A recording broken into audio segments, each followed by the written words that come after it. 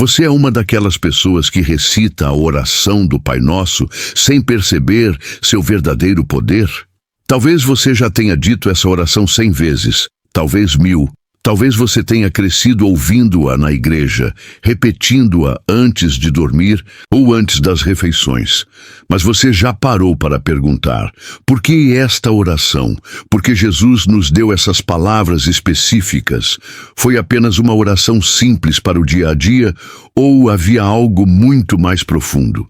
E se eu lhe dissesse que nessas poucas frases, Jesus revelou um plano de batalha, uma conexão divina e a chave definitiva para liberar o poder de Deus em sua vida?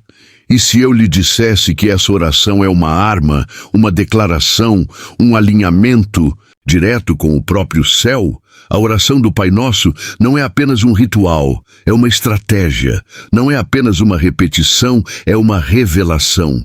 Jesus não disse apenas, aqui está uma oração para dizer antes das refeições. Não, ele disse, é assim que vocês devem orar. Isto é guerra espiritual. Este é o plano de como se aproximar de Deus. E, uma vez que você entender a profundidade desta oração, nunca mais orará da mesma forma. Neste vídeo, vamos explicar a oração do Pai Nosso como nunca antes. Você verá porque Jesus ensinou essa oração e o que a maioria das pessoas simplesmente ignora, o poder oculto em cada frase.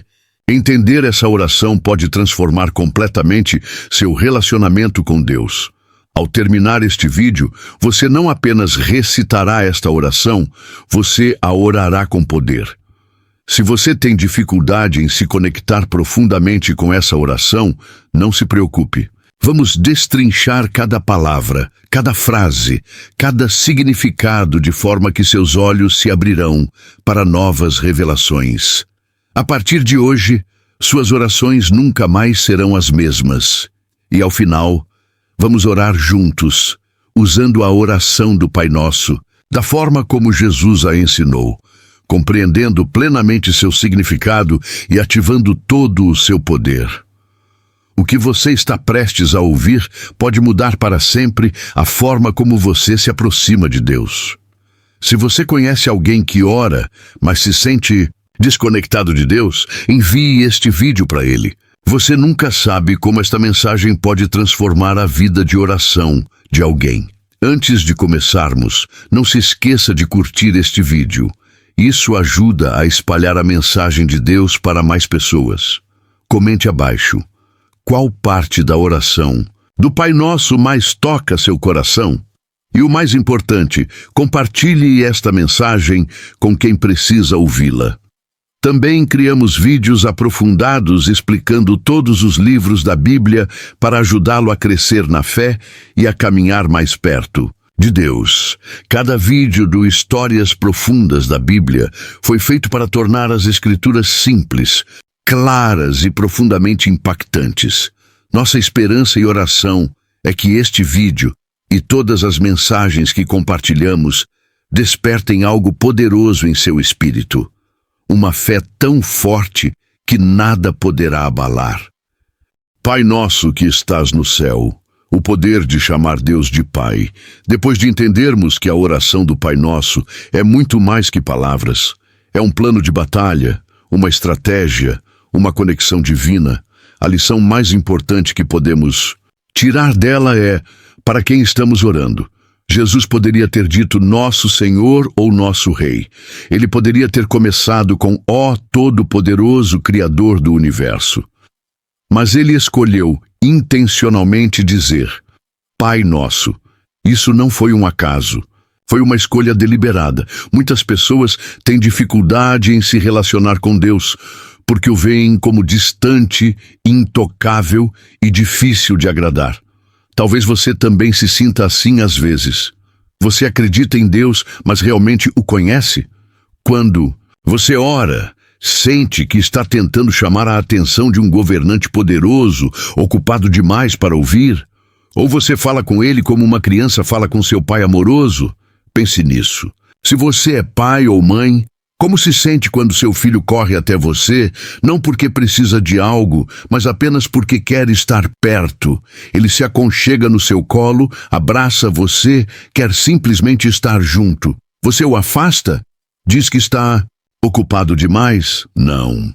Seu coração se enche de alegria, porque é exatamente isso que você deseja: proximidade, amor, conexão. E é isso que Deus deseja também. Por isso, Jesus nos ensinou a dizer Pai Nosso. Para muitos, a palavra Pai traz dor. Talvez seu pai terreno tenha sido ausente, abusivo, impossível de agradar. Talvez ele nem tenha estado presente. Quando você ouve Pai, não sente conforto, sente dor. Mas aqui está a verdade. Deus não é assim. Deus não é um ser humano imperfeito. Ele é o Pai perfeito. Ele é tudo aquilo que o seu pai terreno deveria ter sido. O inimigo quer que você acredite que Deus é distante, frio e desinteressado. Essa é uma das maiores mentiras de Satanás.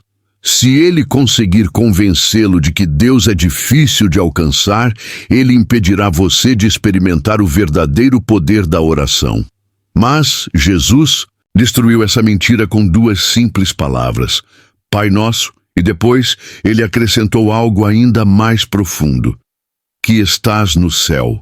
Ao dizer Pai Nosso que estás no céu, declaramos duas verdades poderosas: somos filhos de Deus. Não se trata apenas de religião, é relacionamento. O céu é o nosso lar.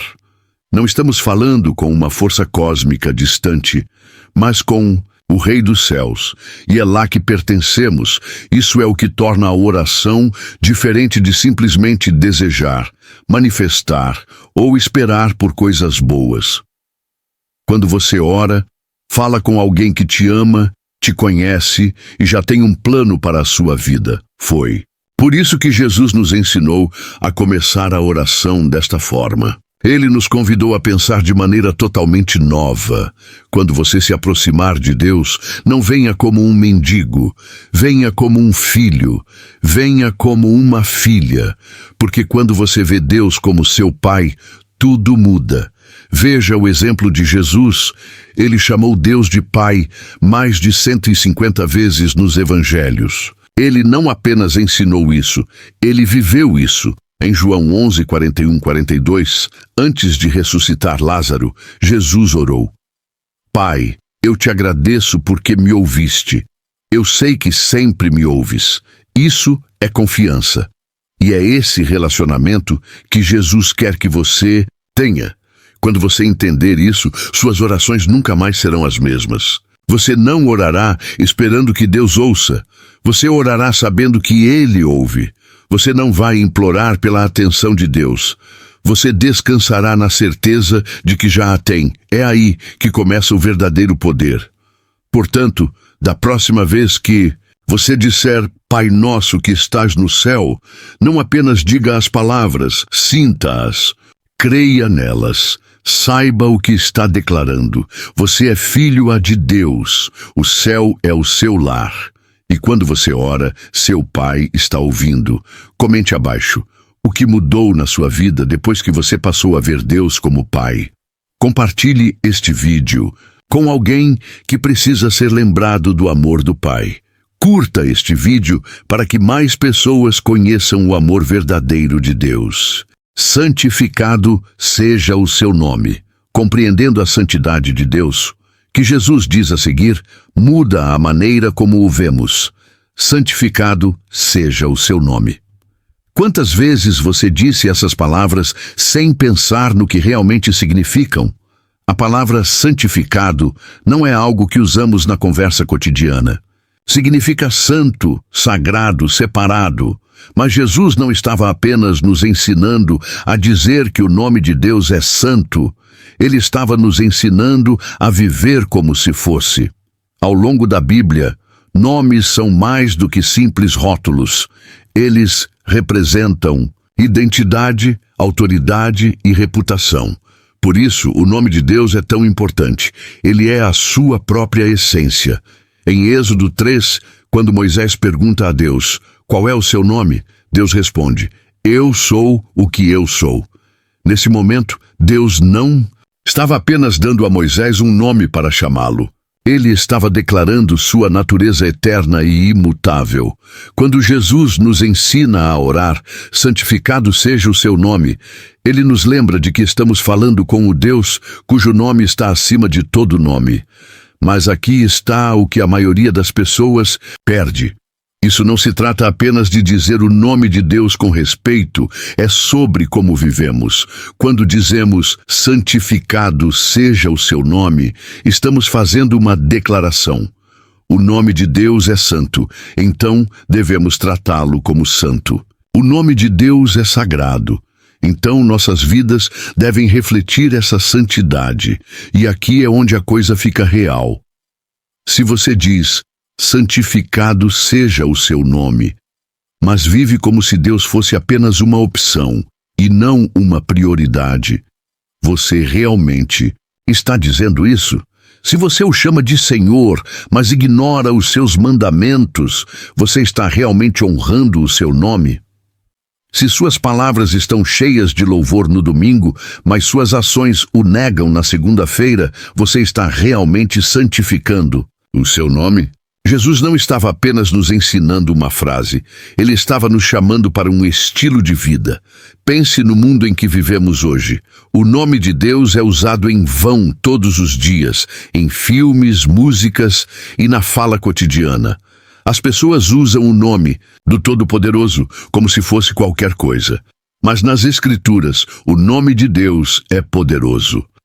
No Antigo Testamento, os israelitas tinham tanta reverência pelo nome de Deus que nem sequer o falavam. Quando os escribas escreviam o nome de Deus, paravam, lavavam as mãos e pegavam uma nova caneta apenas para escrevê-lo, pois era tão sagrado. Mas hoje, as pessoas falam seu nome sem pensar, e alguns até zombam disso. A pergunta é: nós somos diferentes? Vivemos verdadeiramente de maneira a mostrar ao mundo que o nome de Deus é separado?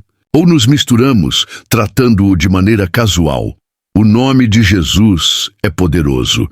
Em Filipenses 2, 9 e 11, diz: Deus o exaltou à mais alta posição e lhe deu o nome que está acima de todo nome, para que ao nome de Jesus todo joelho se dobre nos céus, na terra e debaixo da terra, e toda língua confesse que Jesus Cristo é o Senhor. Esse é o poder do seu nome. Ele não é comum. É santificado. Quando Jesus expulsou demônios, ele fez isso em seu nome. Quando os discípulos curaram os doentes, fizeram isso em seu nome. Quando oramos, oramos em seu nome. Então, quando dizemos santificado seja o seu nome, estamos fazendo um compromisso de honrar o seu nome na maneira como falamos. Um compromisso de representar o seu nome na maneira como vivemos. Um compromisso de revelar o seu nome a um mundo que esqueceu o seu poder. Veja o que está acontecendo ao nosso redor. As pessoas não apenas ignoram Deus agora, elas o opõem. Seu nome está sendo apagado das escolas, da cultura, da vida pública. O inimigo sabe que, se ele puder remover o nome de Deus, poderá remover o temor de Deus. Mas somos chamados para ficar separados. Portanto, quando orar, não apenas diga as palavras, pergunte a si mesmo: minha vida santifica o nome de Deus? Eu vivo de maneira a mostrar ao mundo quem Ele realmente é? Porque quando você realmente entende o que significa dizer santificado seja o seu nome, você nunca orará da mesma maneira.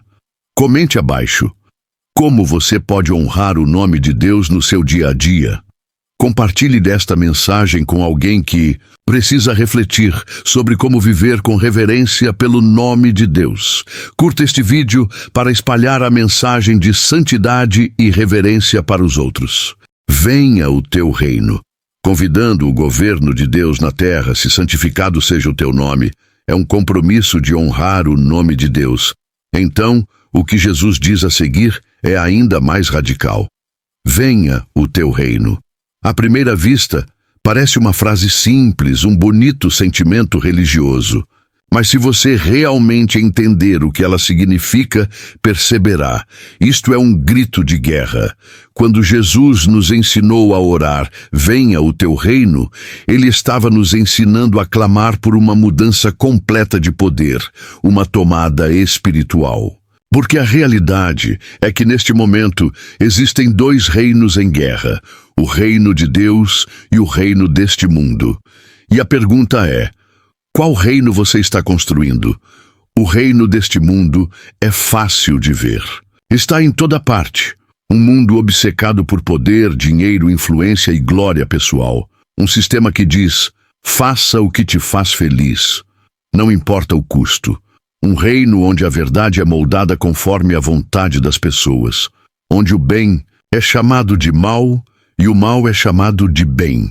Mas o reino de Deus é diferente. No reino de Deus, os primeiros serão os últimos, e os últimos serão os primeiros.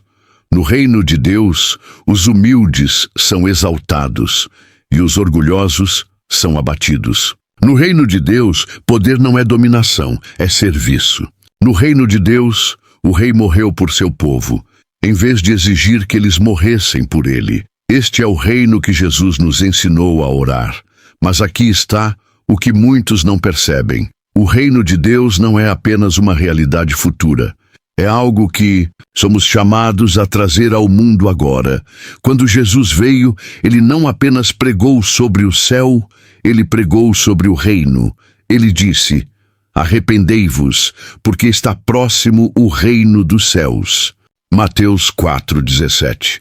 Ele expulsou demônios, curou enfermos e perdoou pecados, não apenas para realizar milagres, mas para mostrar como o reino de Deus se manifesta na prática. E agora, somos chamados a fazer o mesmo. Mas aqui está o problema. A maioria das pessoas não quer realmente que o reino de Deus venha. Querem que seu próprio reino venha. Querem que suas vontades, seus planos e seus desejos sejam realizados. Querem um reino confortável, um reino onde Deus abençoe suas vidas, mas não transforme seus corações. Querem um reino onde Jesus esteja presente, mas elas ainda permaneçam no trono. Mas Jesus não nos ensinou a orar: Senhor, abençoe o meu reino. Ele nos ensinou a orar: venha o teu reino. Isso significa rendição. Isso significa alinhar nossa vontade com a vontade de Deus. Isso significa dizer: Deus, toma o controle. Estabelece o teu governo na minha vida, na minha casa, na minha cidade e neste mundo. Isso significa guerra, porque o inimigo não quer que o reino de Deus venha. No momento em que você começa a orar essa oração com entendimento, você se torna uma ameaça às forças das trevas. Você está pedindo para que o governo de Deus invada o território inimigo. Você está pedindo para que a luz expulse a escuridão. Você está orando por um reino que derrubará tudo o que Satanás construiu. Olhe para o mundo hoje. A divisão, o engano, a corrupção, tudo é prova de que as pessoas estão escolhendo o reino errado. É a evidência de um mundo que rejeitou o governo de Deus. Mas Jesus não nos disse para apenas esperar passivamente pelo céu. Ele nos disse para orar para que o reino venha e para viver como se ele já estivesse aqui. E aqui está a pergunta: você está disposto a viver de uma maneira que traga o reino de Deus à terra? Porque orar, venha o teu reino, não é apenas sobre palavras, é sobre ação. Significa ser as mãos e os pés de Jesus. Significa defender a verdade em um mundo cheio de mentiras. Significa viver em retidão, mesmo quando a cultura promove o pecado. Significa andar em amor quando o mundo está cheio de ódio. Então, quando você orar, não apenas diga as palavras, pergunte a si mesmo: estou vivendo de uma forma que convida o reino de Deus? Ou estou apenas construindo o meu próprio reino? Porque quando você realmente entende o que significa dizer venha o teu reino, você nunca mais orará da mesma maneira. Seja feita a tua vontade, assim na terra como no céu. Rendição. total. Quando se trata de oração, é fácil pedir a Deus o que queremos, mas é outra coisa completamente diferente dizer: não a minha vontade, mas a tua, seja feita. Essa frase, seja feita a tua vontade, assim na terra como no céu, é uma das partes mais poderosas e desafiadoras da oração do Senhor, porque naquele momento não estamos apenas pronunciando palavras, estamos escolhendo confiar no plano de Deus acima do nosso. Estamos reconhecendo que os caminhos dele são mais altos, mesmo quando não entendemos. Pense nisso. Você já orou tão desesperadamente por algo, acreditando de todo o coração que era o certo, e ainda, assim Deus disse não? Talvez você tenha implorado a Deus para salvar um relacionamento, mas ele terminou. Talvez tenha orado por um emprego, mas outra pessoa foi escolhida. Talvez tenha pedido cura, mas o sofrimento permaneceu. É nesses momentos que essa parte da oração do Senhor se torna real. Porque rendição não é apenas dizer as palavras, é confiar em Deus mesmo quando sua resposta é diferente do que queríamos. O próprio Jesus nos mostrou isso no momento mais intenso da sua vida. No jardim do Getsêmani, o peso da cruz pressionava sobre ele. Ele sabia o que viria: a traição, a dor, a humilhação, a separação do Pai. E ele orou: Pai, se queres, afasta de mim este cálice. Contudo, não se faça a minha vontade, mas a tua. Lucas 22:42. Essa oração não foi fácil, não foi sem emoção, foi uma batalha. Mas naquele momento, Jesus nos mostrou o que é a rendição verdadeira. Ele confiou plenamente no Pai, mesmo que isso o levasse à cruz. E agora, precisamos nos perguntar: estamos realmente orando para que a vontade de Deus seja feita? Ou apenas esperando que Ele faça as coisas do nosso jeito? É uma pergunta difícil, porque render-se é difícil. Significa abrir mão do controle. Significa dizer: Deus, mesmo que isso não aconteça como eu quero, eu confio em Ti. Significa acreditar que o plano dele é maior do que aquilo que conseguimos ver agora. Veja as histórias na Bíblia. José foi vendido como escravo, acusado injustamente e preso. Ele poderia ter desistido, pensando que Deus o havia abandonado. Mas ele não desistiu. Confiou que a vontade de Deus estava se cumprindo mesmo através do sofrimento. E no final, tornou-se o segundo no comando no Egito, salvando inúmeras vidas. Ou pense em Paulo. Ele sonhava em pregar o evangelho livremente, mas em vez disso, encontrou-se espancado, naufragado e preso. E mesmo nas correntes, escreveu cartas que moldariam toda a fé cristã. Por quê? Porque ele rendeu seus planos para o propósito maior de Deus. Agora, trazendo isso para hoje, quantas vezes lutamos contra a vontade de Deus sem nem perceber? Perseguimos coisas, forçamos situações, ou ficamos frustrados quando a vida não segue nosso roteiro. Mas quando oramos sinceramente, seja feita a tua vontade, estamos entregando a Deus a caneta e dizendo: escreve a história como tu sabes que é melhor. E é aí que encontramos a verdadeira paz. Aqui está o desafio. Da próxima vez que você orar, não apenas diga as palavras, sinta-as. Pergunte a si mesmo: eu confio em Deus o suficiente para render meus planos ao dele? Porque se realmente desejamos que a vontade dele seja feita na terra como no céu, isso precisa começar dentro de nós. E você? Já viveu um momento em que render-se à vontade de Deus mudou tudo? Compartilhe nos comentários abaixo. O seu testemunho pode encorajar alguém hoje. Dá-nos hoje o nosso pão de cada dia. Confiando na provisão de Deus, Jesus não nos ensinou a orar: dá-nos este mês o nosso pão mensal, ou dá-nos este ano o nosso pão anual.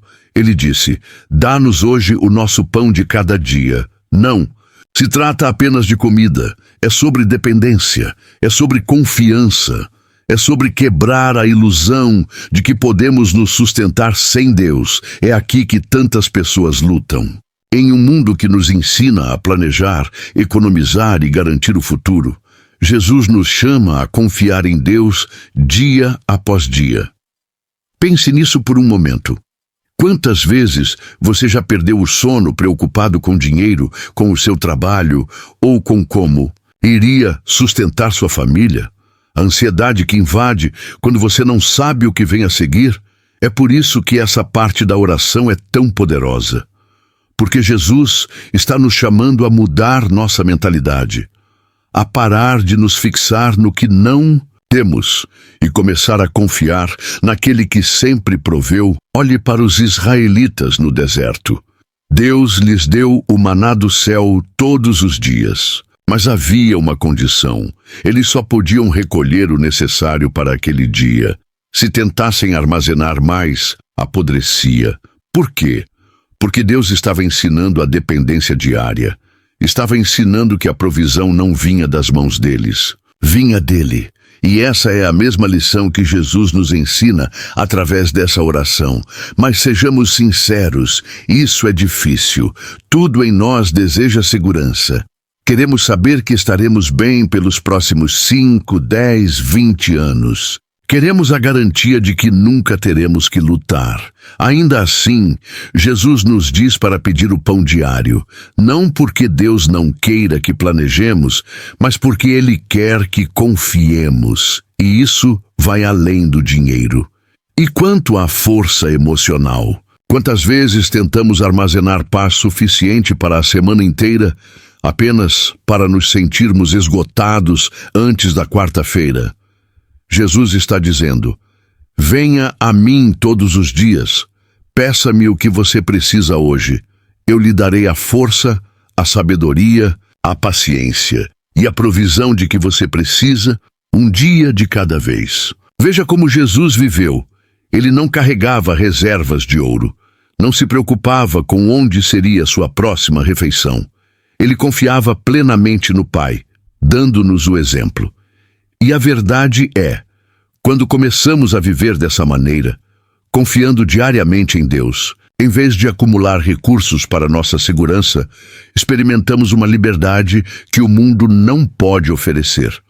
Porque a ansiedade desaparece quando percebemos que estamos nas mãos de um provedor fiel. Agora pense na cultura atual. A pressão para conquistar, a obsessão pela riqueza, a preocupação constante com o futuro é exaustivo. Mas Jesus está dizendo: deixe isso para trás. Peça o que você precisa hoje. Confie em mim para cuidar do amanhã. Aqui está o desafio. O que mudaria na sua vida se você realmente acreditasse que Deus provê diariamente? Se você deixasse de viver com medo do futuro e começasse a confiar nele no presente? Se você vivesse como se o Deus que alimentou os israelitas, que sustentou Elias com corvos, que multiplicou pães e peixes, fosse o mesmo Deus que cuida de você agora? Porque Ele é. Então, da próxima vez que você orar, essa parte da oração do Senhor, não apenas diga as palavras, sinta-as. Deixe que elas quebrem sua dependência do dinheiro, do seu emprego ou da sua própria capacidade de fazer as coisas acontecerem. Porque a verdadeira paz não vem de ter tudo planejado, mas de saber que o seu Pai Celestial nunca falha em lhe dar exatamente o que você precisa. Você confia em Deus para suas necessidades diárias? Compartilhe sua história nos comentários. Ela pode inspirar alguém hoje. Perdoa as nossas dívidas, assim como nós perdoamos aos nossos devedores. A chave para a liberdade. Pedir perdão a Deus nos ensina algo que transforma vidas. Como nos libertar. Libertar da culpa, libertar da amargura, libertar das correntes que nos prendem ao passado. Mas aqui está o que torna essa oração tão radical. Jesus não nos diz apenas para pedirmos perdão.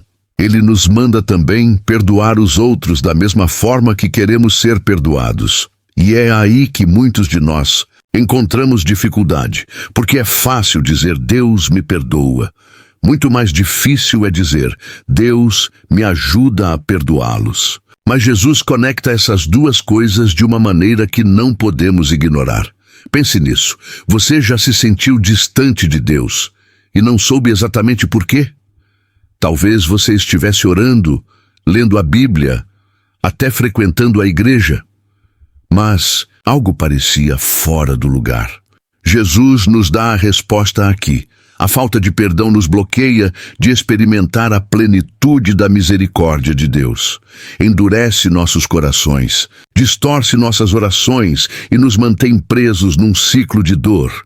Jesus deixou isso claro em Mateus 6, 14 e 15. Pois se perdoarem as ofensas uns dos outros, o Pai Celestial também lhes perdoará.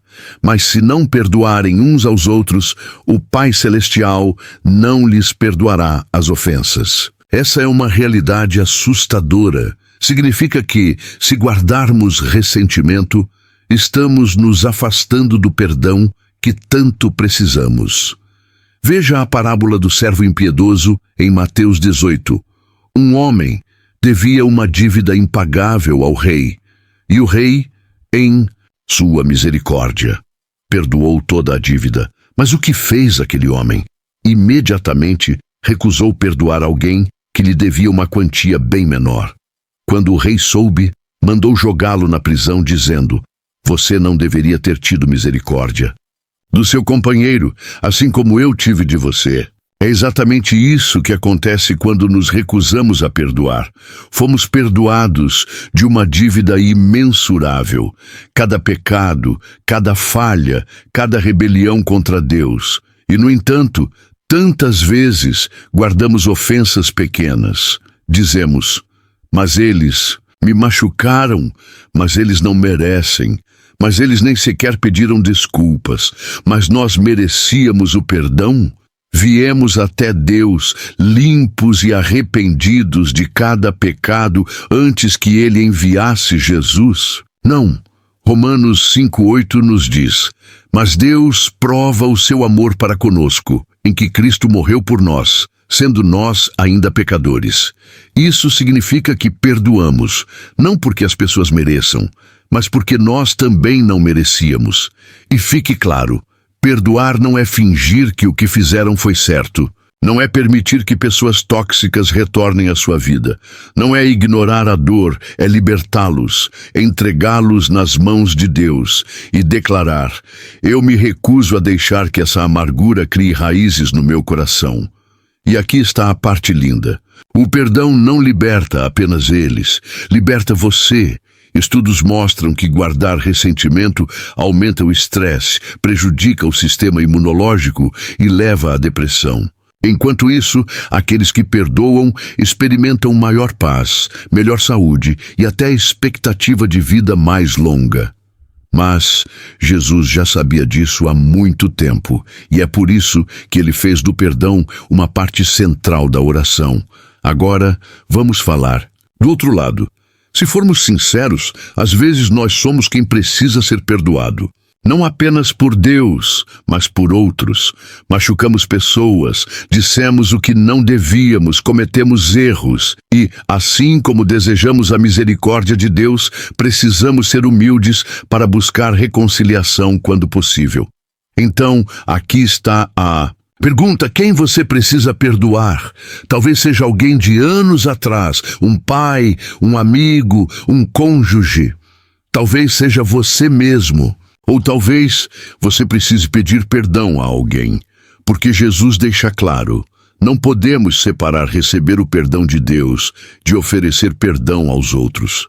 Se queremos que nossas orações sejam poderosas, se queremos caminhar em verdadeira liberdade, precisamos soltar as correntes da amargura. Então, da próxima vez que você orar essa parte da oração do Pai Nosso, não apenas diga as palavras, sinta-as. Deixe que elas o transformem. E se Deus trouxer um nome ao seu coração, não ignore. O perdão não é fácil, mas é necessário. E quando você finalmente soltar esse peso, vai perceber: ele não estava apenas prendendo eles, estava prendendo você. E Deus nunca quis que você vivesse assim. Você precisa perdoar alguém hoje? Compartilhe sua história nos comentários. Ela pode ser a chave para libertar outros também. Não nos deixe cair em tentação. Batalha espiritual na oração. Perdão nos liberta das correntes do passado. A próxima parte da oração do Pai Nosso nos prepara para as batalhas que virão. Jesus nos ensina a orar. Não nos deixe cair em tentação. Mas você já se perguntou, por que precisaríamos pedir isso a Deus? Algumas pessoas acham essa linha difícil de entender, como se estivéssemos pedindo a Deus para não fazer algo que Ele poderia fazer. Mas não é isso que Jesus quis dizer. A Bíblia é clara. Deus não pode ser tentado pelo mal, e Ele mesmo a ninguém tenta. Tiago 1,13.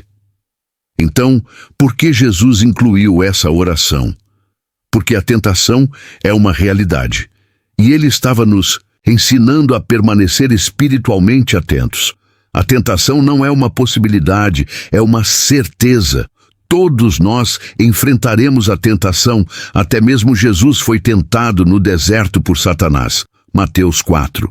Mas ceder à tentação, isso sim é pecado. É por isso que Jesus nos ensina a orar por proteção antes da batalha começar. Pense nisso. Quantas vezes as pessoas caem no pecado, no vício, em escolhas erradas, simplesmente porque não estavam vigilantes? Elas não estavam orando contra a tentação, apenas esperavam ser fortes o suficiente no momento da prova. Mas Jesus nos ensina: não espere a tentação chegar para começar a lutar. Ore agora, peça a Deus para guiar seus passos e ajudá-lo a evitá-la. Aqui começa a batalha espiritual, porque a tentação não é apenas fraqueza humana, é uma estratégia. O inimigo nos estuda. Ele conhece nossos padrões, nossas fraquezas, nossos pontos cegos. Ele não nos tenta com o que não nos interessa. Ele ataca exatamente naquilo em que somos mais vulneráveis. Por isso Jesus nos ensina a orar todos os dias. Quer percebamos ou não, há uma batalha acontecendo pela sua mente, sua pureza, seu foco, sua integridade. Sem proteção espiritual, estamos caminhando desarmados para o território inimigo. Veja o exemplo de Pedro.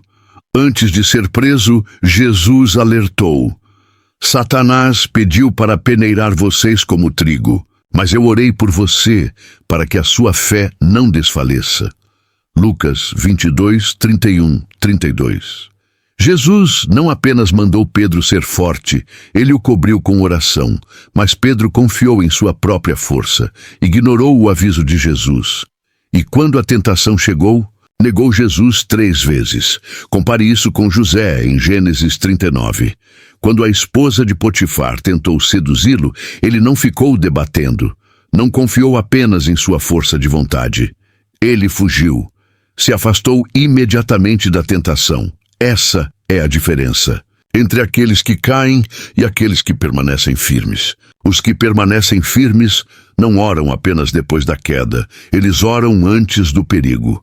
Eles se antecipam ao ataque.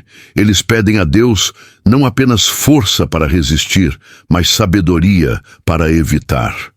E aqui está uma promessa poderosa. Deus é fiel. Ele não permitirá que vocês sejam tentados além do que podem suportar, mas quando forem tentados, Ele providenciará um escape. 1 Coríntios 10, 13. Sempre haverá uma saída, mas precisamos escolhê-la. Como viver essa parte da oração? Do Pai Nosso? Primeiro, permaneça alerta. Sejam sóbrios e vigiem. O diabo, o inimigo de vocês, anda ao redor como leão, rugindo e procurando a quem devorar.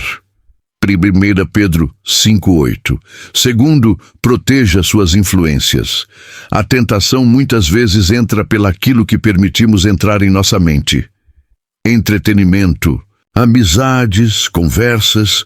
Se você luta contra a impureza, mas consome conteúdo impuro, está alimentando o próprio inimigo que quer derrotar. Se pede paciência a Deus, mas se cerca de pessoas tóxicas, está tornando sua luta ainda mais difícil. Terceiro, corra para Deus, não apenas fuja do pecado. Muitos tentam resistir à tentação pela força humana e falham. O segredo não é apenas resistir, é substituir. Sujeitai-vos a Deus, resistam ao diabo, e ele fugirá de vocês. Tiago 4:7. Primeiro, sujeite-se a Deus. Depois, resista ao diabo. Você não apenas luta contra o pecado, você se enche de algo mais forte. Deus. Reflexão. Final agora eu pergunto, você está apenas reagindo à tentação? Ou está orando e se preparando antes dela vir? Você está espiritualmente alerta ou está caminhando desprevenido para a armadilha do inimigo? Jesus nos deu esta oração por um motivo. A tentação é real. A batalha é real. E se não nos prepararmos, vamos cair. Mas a boa notícia é, Deus já nos deu todas as armas necessárias para vencer. A questão é, você vai usá-las? Qual parte da mensagem falou mais ao seu coração hoje? Você já experimentou Deus te dando uma saída em meio à tentação? Compartilhe nos comentários. Seu testemunho pode edificar outros. Não se esqueça de curtir, compartilhar e se inscrever para receber mais mensagens de fé. Mas livra-nos do mal, chamando Deus por proteção. A parte da oração do Senhor que diz, mas livra-nos do mal, vai ainda mais longe. Não apenas evitando o pecado, mas chamando o poder de Deus para nos resgatar dele. Esta não é apenas uma oração de proteção, é uma declaração de guerra, porque o mal não é uma ideia, não é apenas um conceito. O mal é real, e quer reconheçamos ou não, estamos em uma batalha todos os dias. Pense nisso.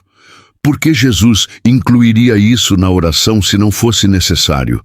Por que ele nos ensinaria a orar pelo livramento se não houvesse forças reais, tentando nos afastar de Deus? Efésios 6:12 deixa claro, porque nossa luta não é contra carne e sangue, mas contra os principados, contra as potestades, contra os dominadores deste mundo tenebroso, contra as hostes espirituais da maldade nas regiões celestes. Em outras palavras, a verdadeira luta não é o que vemos, é o que não vemos. As batalhas que enfrentamos em nossas mentes, nas nossas famílias, nas nossas lutas, não são apenas questões físicas, elas têm raízes espirituais. E ainda, assim, com que frequência tentamos lutar essas batalhas sozinhos? Tentamos vencer o vício com força de vontade. Tentamos consertar relacionamentos quebrados com lógica. Tentamos sair da depressão ou da ansiedade apenas pensando positivamente. Mas Jesus sabia melhor. Por isso, ele nos ensinou a orar isso diariamente, porque o livramento não é algo que alcançamos com nossa própria força. É algo que Deus faz quando o chamamos. Olhe para Pedro em Lucas 22, 31, 32. Jesus o avisou. Simão, Simão, Satanás pediu para vos peneirar como trigo, mas eu roguei por ti, para que a tua fé não desfaleça. Repare no que Jesus disse. Ele não disse, Pedro, apenas tente mais. Ele não disse, Pedro, se vire sozinho. Ele disse, eu roguei por ti. Porque a única forma de Pedro resistir ao ataque do inimigo era pelo poder de Deus. Ainda assim, Pedro tentou confiar em si mesmo. Ele disse a Jesus, Senhor, estou pronto para ir contigo até a prisão e a morte. Mas horas depois, negou Jesus 3 vezes. Isso acontece quando lutamos batalhas espirituais com forças humanas. Falhamos. Agora, contraste isso com o povo de Israel em Êxodo 14. Quando estavam encurralados no Mar Vermelho, com o exército de Faraó atrás deles, não tinham armas, nem estratégia, nem saída. Moisés lhes disse, o Senhor pelejará por vós, só então vos aquietai. E o que aconteceu? Deus abriu o mar, e ele os livrou. Isso é o que Jesus está nos ensinando nessa oração. O livramento não é algo que conquistamos, é algo que recebemos. É Deus intervindo quando o chamamos. Isso se aplica a todas as áreas da nossa vida. Lutando contra o vício, você não precisa apenas de mais autocontrole, você precisa de livramento. Combatendo o medo, ansiedade, depressão. Você não precisa apenas de bons conselhos, você precisa de resgate divino.